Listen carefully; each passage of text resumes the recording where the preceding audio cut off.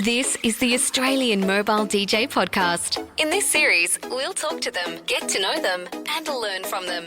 And here's your host, DJ Bevo. Well, hello and welcome to the very first episode of the Australian Mobile DJ Podcast. Like the introduction said, my name is DJ Bevo, and welcome. I've got a little Facebook group called the Australian Mobile DJs Facebook group, and you are more than welcome to join us on there. It's a great little tool because so many of us have met up in person and learnt lots and gone to others' gigs, and it's been a really good learning experience for DJs far and wide. We've invited people from international borders to come to Australia for what we call the DJAA conference. It's an annual event. And my first guest is one of the key organisers from the DJAA. He's got a company called DJ Plus Entertainment in Sydney. Serge Oliveri, good afternoon. Good afternoon, Bevo. How are you this afternoon? You well? You good? Very well, and trying to stay COVID-free. Oh, well, yes, it is that time of year where we're all hibernating and doing lots of online streaming when it comes to DJing because, well, we can't perform in front of audiences, but that's slowly being relaxed around the country, which is always good for our bank balances, at least, anyway. Yes, hopefully we'll all be back doing events in the very near future. Absolutely. So let's go back to where it all started for young Serge, who was a DJ, and he got his start by accident, I believe, Serge. Correct. I used to be part of a youth group when I was from when I was about 15, but I didn't start DJing until probably I was about 17, 18. And we used to run events once a month. And in those days, it was the 70s, early 70s, so it was rock bands. We used to put a rock band on for something for the kids to do, the local youth, something to do once a month, basically. When Saturday Night Fever hit, they wanting a DJ, so we're putting on a DJ between band sets. And funnily enough, we were paying that DJ more than we were paying some of the bands. And the committee that we had decided that maybe one of us could do it. And I got voted on to do that because I had the biggest record collection. That was my qualification. And that was it. And so I started sort of blending tunes between the band sets. Really didn't know how to mix. Went and did, of course, tried to teach me how to mix. But there was no desire to ever do DJing. It was just, for the youth club. But after a number of months, some people started coming, do you do birthday parties? Do you do this? Do you do that? And I thought, this is the way I could earn some extra money. And that's how I started. Wow, what a story. And of course, you more than anyone else would have seen a huge change in technology over the years and the weight of equipment when it comes to lugging it around. Tell us what you used to use back in the day. Sorry, say that again? What equipment did you use back in the day? Like we're comparing today's rigs to the early rigs of yesteryear. Yeah, the yesteryear were damn heavy. Those speakers were heavy. They used to weigh a ton, seriously. You virtually couldn't carry them upstairs on your own. You needed two people. I had turntables, obviously. I didn't have the top of the line initially because I didn't have any money to buy any gear. Or proper gear. So I bought second-hand gear, and some of my stuff was homemade by someone else. So I started off with that, and as I made some money, I bought professional gear and went from there. But it was very basic in those days. You had the flashing traffic lights, basically, when everybody had that. And turntables, records, again, more weight, lots of records, LPs and singles and of the sort. I still have those, taking up a lot of room in my garage. But, yeah. What was the big tunes of the era when you started out? What were the big dance floor hits that got people up dancing? Like I said, I started when the Saturday Night Fever thing was around, so it was all the Bee Gees and Donna Summer and I don't know about the precise tune. Then I don't know. Anyway, remember Santa Esmeralda, that had this thing called Never Let Me Be Misunderstood, which went for the whole side of the album. And you'd play the whole side of the album. Wow. It was like a 20-something odd minute track. And that's, you have your toilet break on that one. Yeah, for 28 minutes, it's kind of like Jive Bunny and the Mega Mixes. I don't know if you remember that. Master Mixes, that's what it was, yeah. But that came out in the late 80s, it was like, early 90s. it was like a Latin type of feel to it with a disco beat and all that sort of stuff. And what was the other one? Antonio Rodriguez and La Bamba. That was yeah. I don't know if anyone remembers that one, but that was another one you played a whole lot, and you'd have to sometimes play it twice. Right? I wonder if you could have like a retro night where the original DJ from, I don't know, whatever the nightclub or the youth club was you're in, wants to go back to that era. You'd be the man to book, wouldn't you? Like, I don't know about that. Yeah. I mean, when I was. The funny thing was that the way I got my name at the time, because I wasn't DJ Plus then. Were you DJ Negative? No, I wasn't. I wasn't even O positive or anything. When that person came up and asked me, "Do you do birthday parties or and other events?" and I said, I hadn't thought of it, but yeah, I said, yeah, I can do that. He said, "What are you called?" And I didn't have a name because I didn't have a business, and I flipped around and I don't know what the single was. I can't think of it at the moment. I should go have a look, but you had 12-inch single, and it was off an album. I had a sticker from the album Rampage, and I said, "Oh, Rampage, that sounds terrific." I said, "Rampage Disco," and that was it. That stuck. Oh, That's wow! what I was called. I do recall seeing Serge's Rampage Disco page many years ago before the DJ Plus entertainment brand. Yeah, it was called Rampage Disco Show, actually. Okay. Yeah. And there was a reason, because I didn't want to just DJ. Because I mean, don't get me wrong. The first few events, I just played music. And I didn't do those very well, and I wasn't charging enough, and I lost money because by the time because I was hiring gear then. Yeah. By the time I hired gear and picked it up and dropped it off, I wasn't making any money, and buying music and all that sort of stuff. So I worked out after about 4 events that I needed to charge more. Yeah. And I've maintained that ever since. Oh, that's awesome. But I wanted to be something different, so I called it a show. So it forced me to do something. So let's explore that a bit more. When it comes to a show, obviously there's visual aspects involved as well, like not just playing the music. It's obviously interaction. Correct. Is that what you're talking about? Well, some interaction, but also the visual thing, because Kiss was big then too, right? Yeah. And I used to do a lot of school dances as well, and RSL clubs and leagues clubs and all those sort of things used to have these disco nights, and so I wanted to put on a show. So we used to have smoke bombs, I mean, you could do this then. I know you get away with it now, but the first song used to be Van Halen, "You Really Got Me." So you have the riff coming out of one channel on one side and then the other side. So the smoke bomb would go off the left side, and the smoke bomb would go off on the right side. Oh, wow. I had a light operator that was detonating them. Yeah. And then I had a facade back in those days, which had the Pink Floyd, thing. When you open up the album cover, it's got the rainbow-coloured seismograph sort of thing. Oh, yeah, yep. That's painted. It was painted on my facade. Okay. And I used to kneel back behind it, and the third pod would go off with the smoke right in front of me, and I'd jump up as if I appeared in a puff of smoke. Wow. Bring it back, I say. I reckon Serge should start every wedding with a smoke bomb.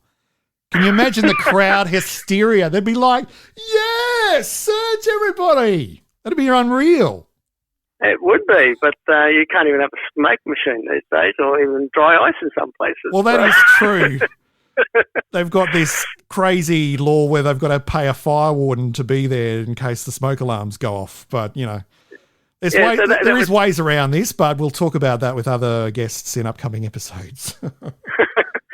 So we had, I used to do stage impersonations, and I climb speakers and all sorts of things. Wow, you were seriously like the rock star of the DJ.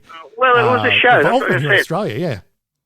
It was a show. I wouldn't do that these days, but oh, come on, Serge, bring it back. Bring back the entertainment plus. A reunion tour. Absolutely.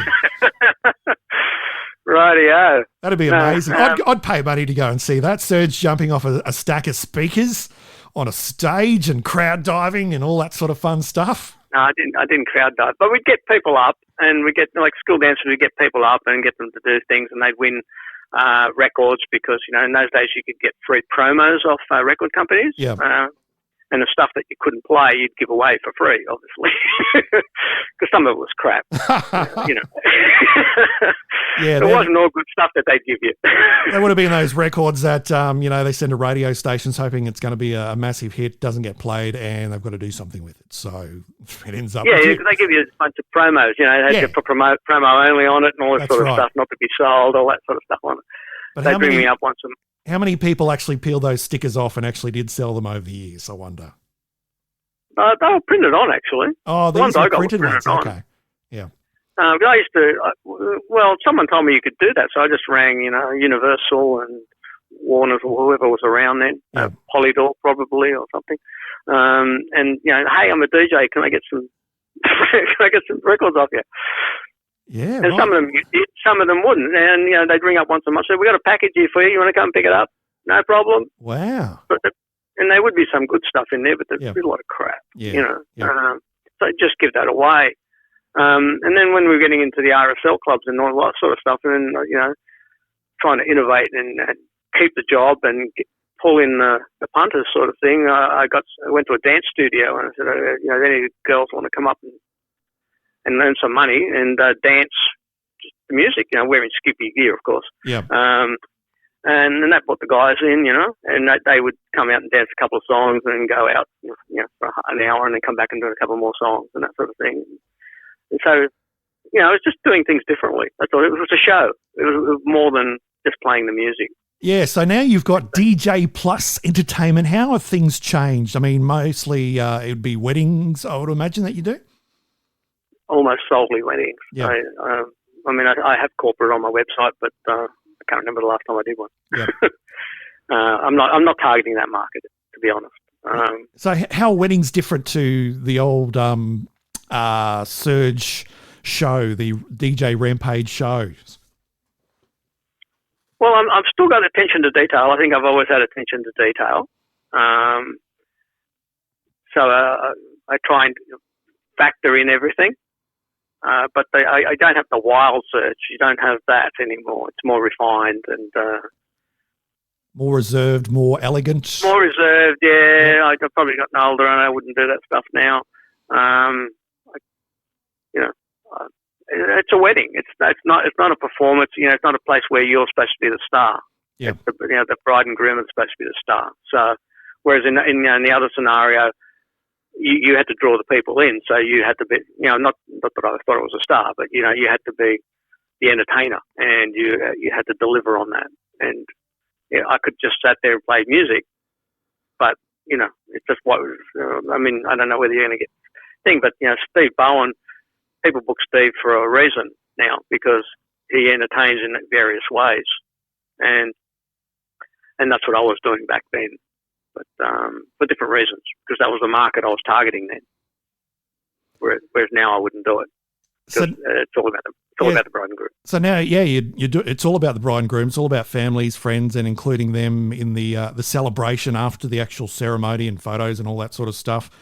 When it comes to the extras, what kind of things do you do?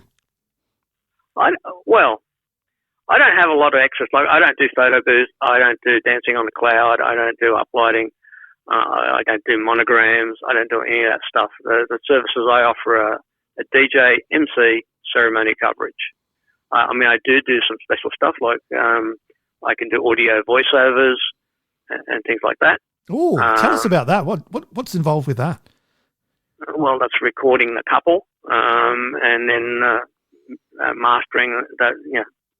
What they've said into a song. It could be their first dance. It could be something else.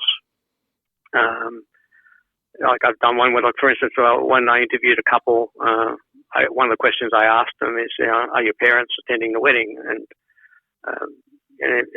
then are they both coming and that sort of thing? And I had the lady, the bride, tell me that I know her dad passed away when she was 15. She was about 28 at this point.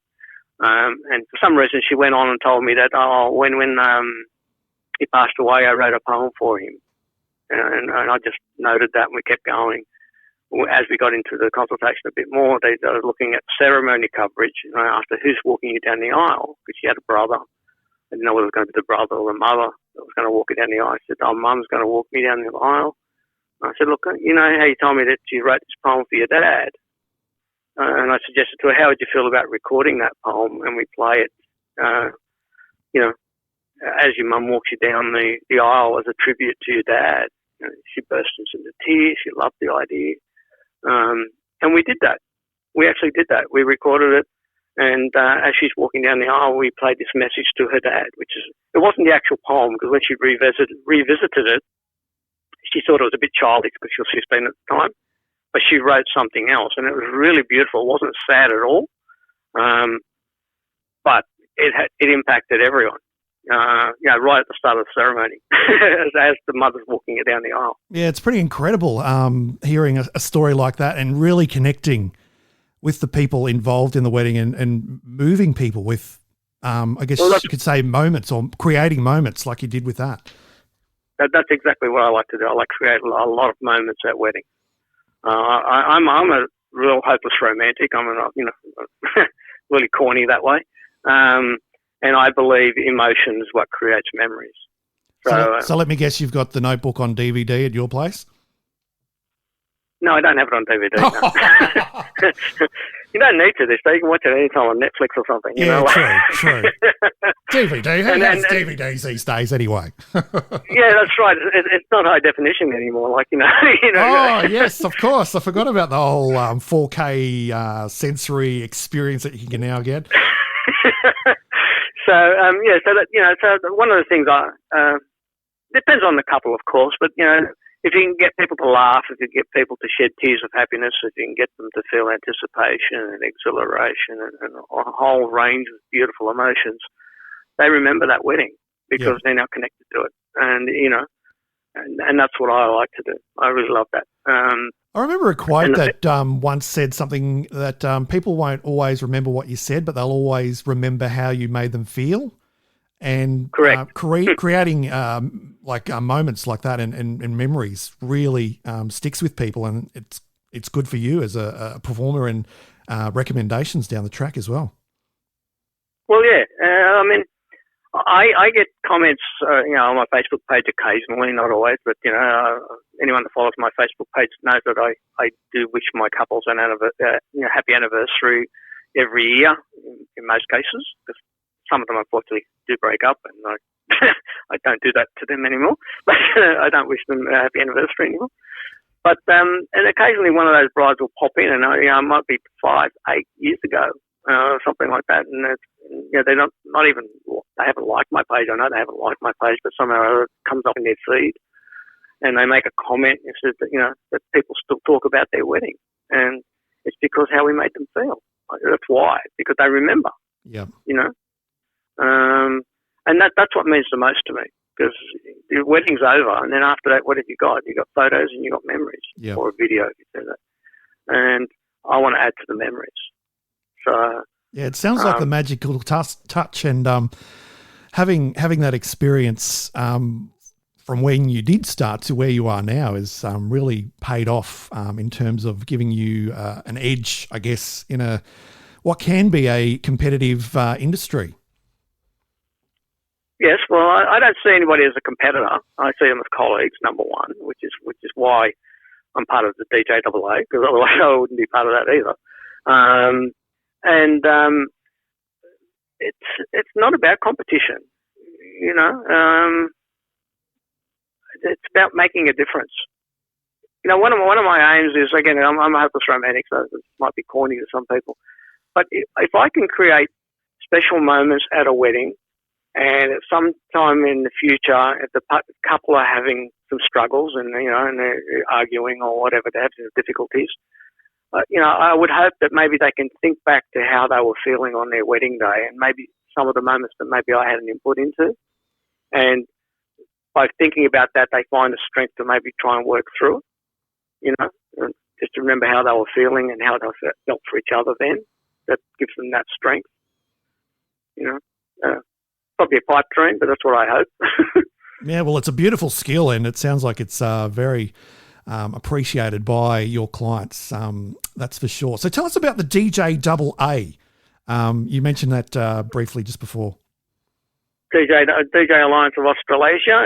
It's actually formed by Peter DeWeaver initially as the DJ Alliance Australia, and it was owned by Pete, and it was really set up as a commercial sort of thing, like a commercial association.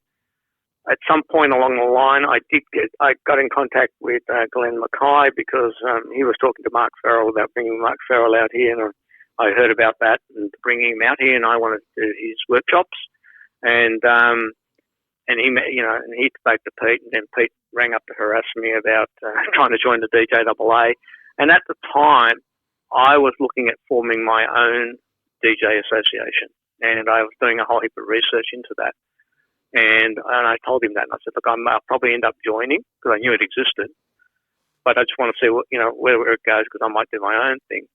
And then when I did the research, I worked out that it wasn't viable. that I'd be throwing a hog of money down a bottomless pit, basically. Yeah. But I wanted to make a difference in the industry, and I want the industry to be improved, and I want the industry to be regarded as professionals, like a proper industry, not weekend warriors sort of thing. Yep.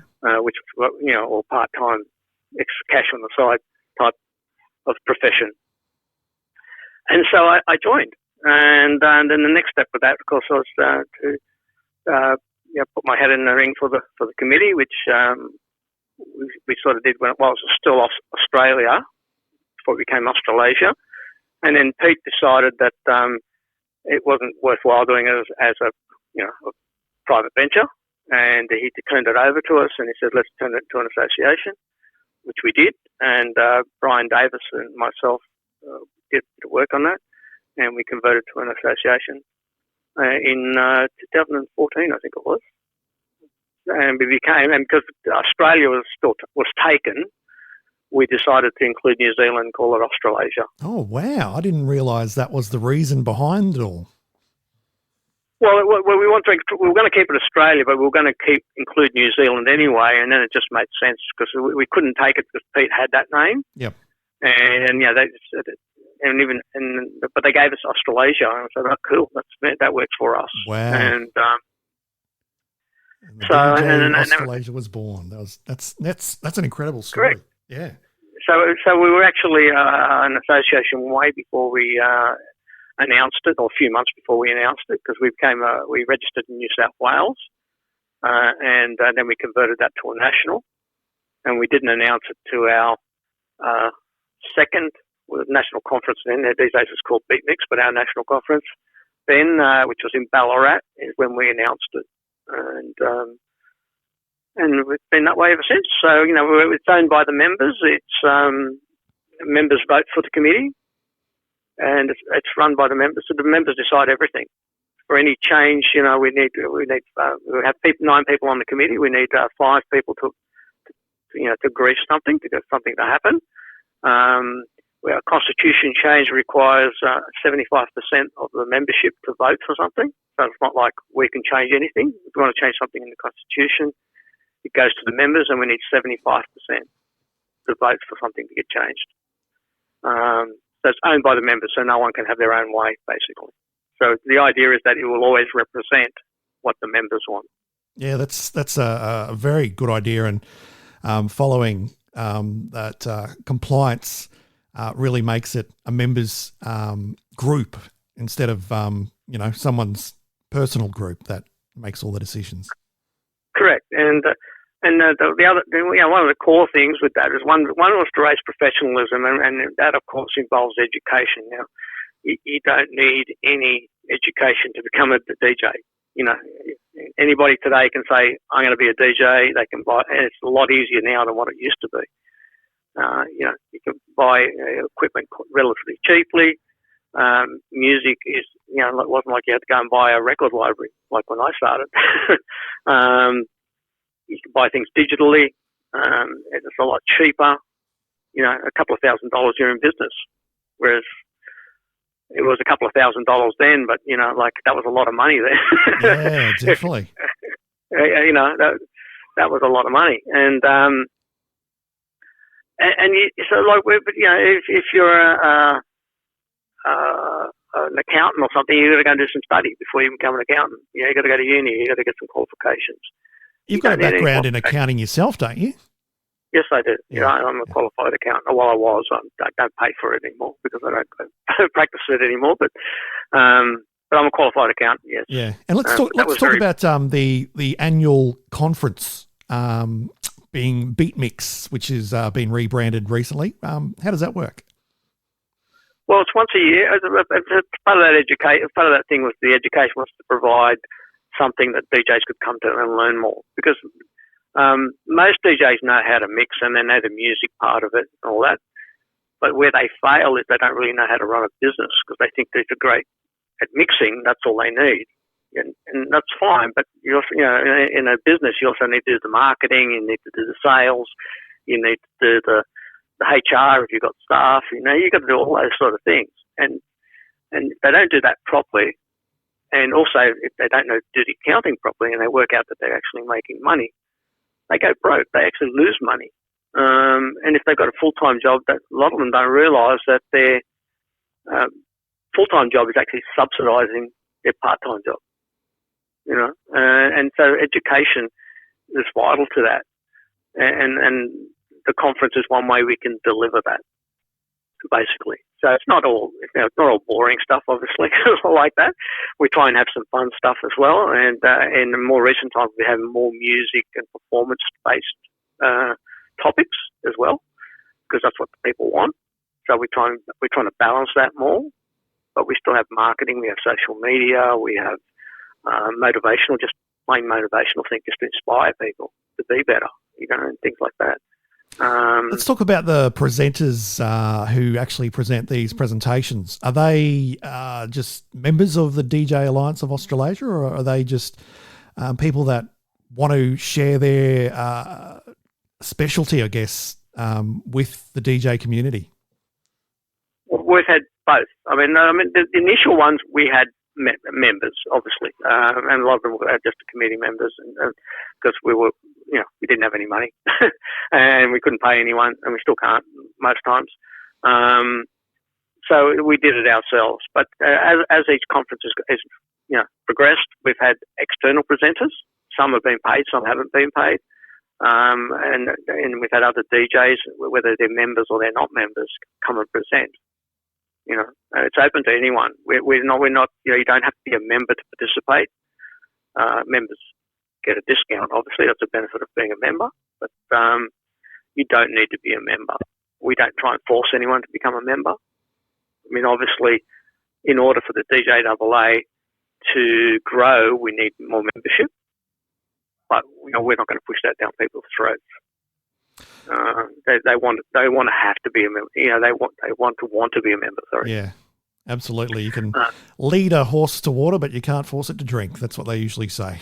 Yeah, but we share a lot, and we try and help each other grow, and it's great to have people that you can talk to. Like, I can ring someone in Brisbane or Melbourne if I've got an issue with an event, and talk it through with them, or and they can do the same. What would you do in this case? That sort of thing, and just get those ideas and work out the best way that's going to work for you.